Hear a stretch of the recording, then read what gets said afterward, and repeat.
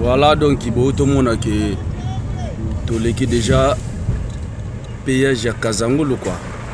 Toujours en promenade. Donc voilà, vous avez le temps. Ndega toyebi sarabino makambo yo akota ngo la fenêtre te.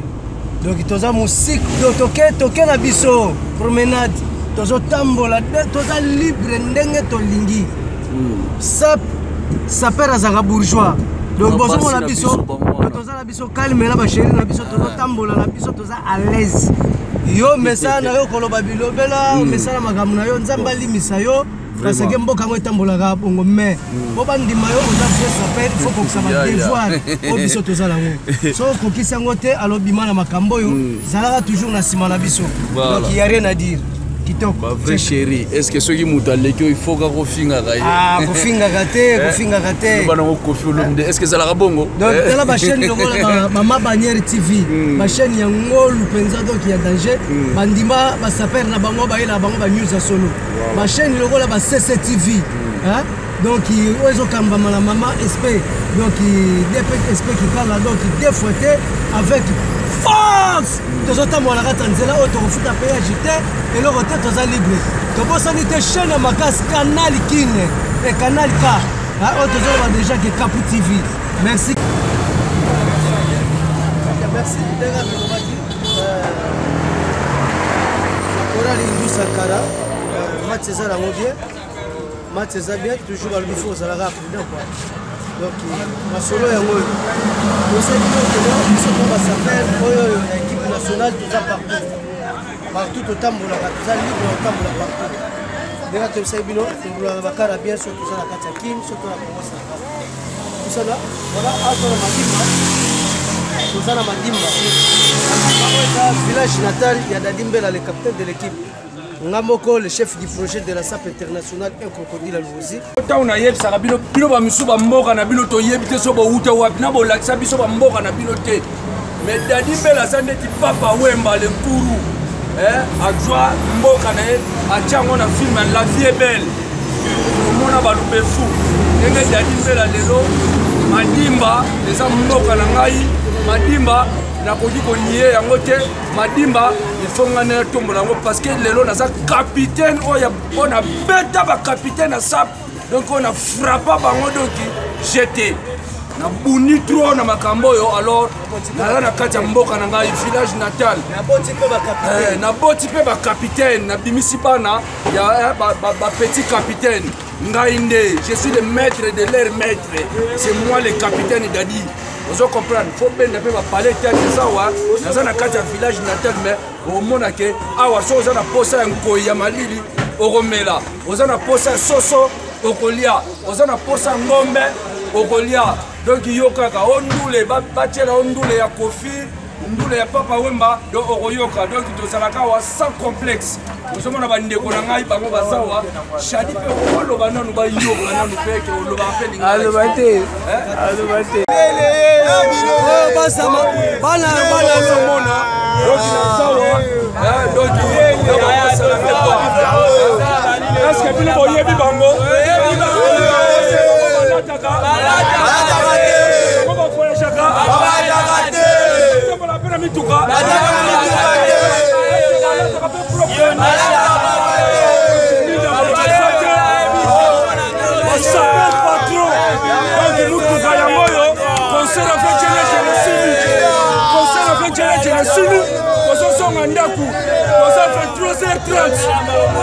donc ça peut donc ça n'est bongo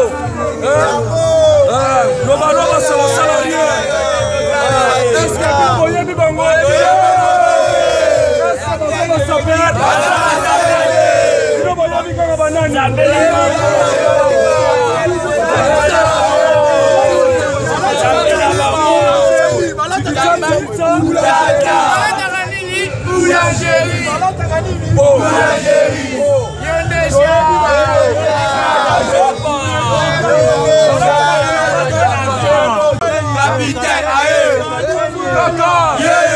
Capitaine aye, Mutubalu kaka. Yeyo, capitaine aye, Mutubalu kaka. Yeyo,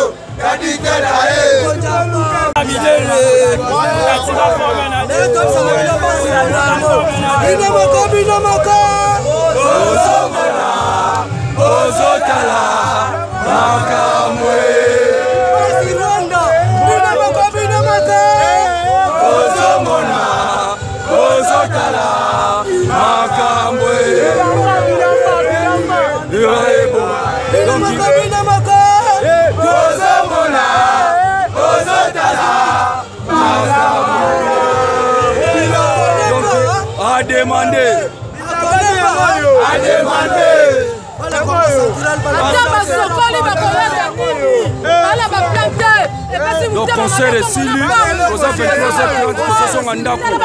On va s'appeler véhiculé.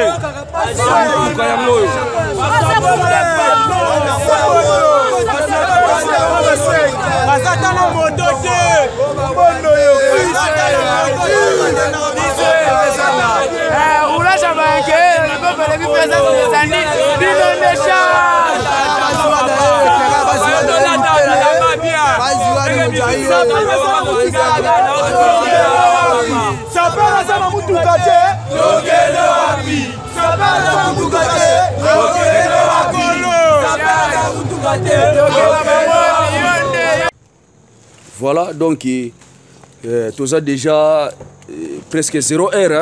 Crocodile à l'ouose, yo. Azo qui t'ava plat.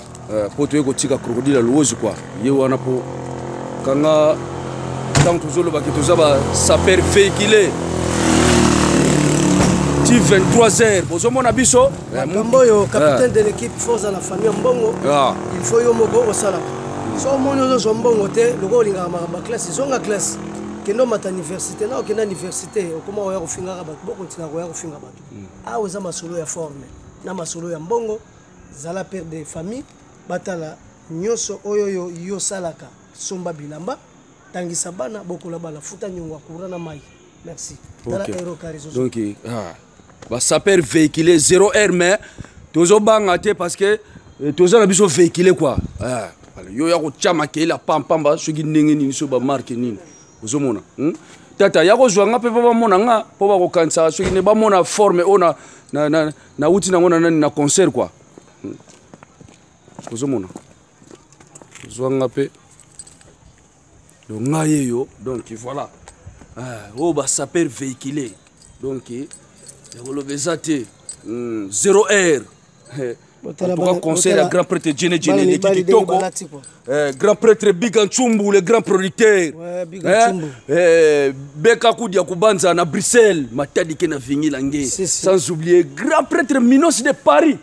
Minos de Paris, place aux Abambota trop. Washington, grand pays, imbécile à Bilamba. Grand prêtre Djenga Samuel. Didier Masuki, mon bal à Mandefa.